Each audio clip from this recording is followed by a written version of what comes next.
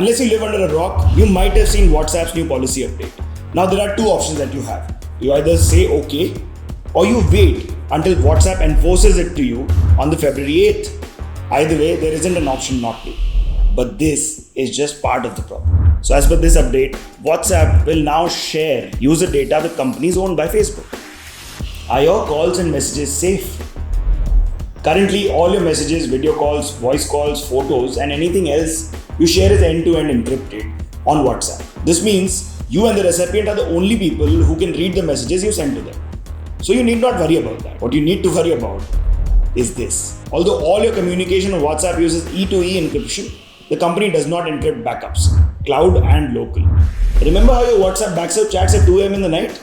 Yes, this is that. Well, this metadata contains a lot of information that is not encrypted. It includes how often you use WhatsApp, who you've been texting, how you use the app, your last seen, your IP addresses, your phone model, your location services, profile photo, etc.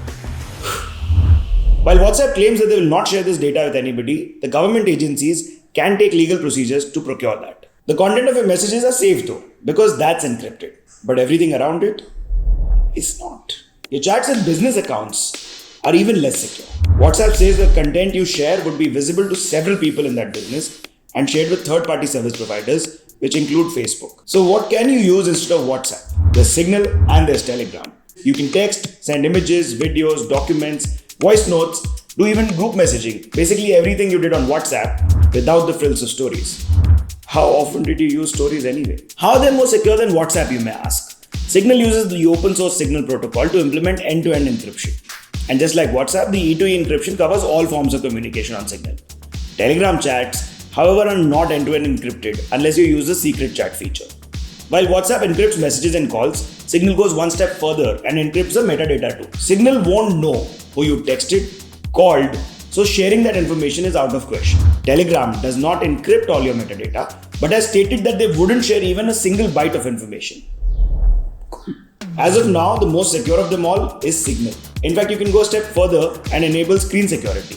What that does is essentially block all other apps on your phone or yourself from taking screenshots of your chats on Signal. This way, you can be sure that even if there's an app which is keeping tabs on your activities on your phone, it can't capture what's happening inside your Signal app.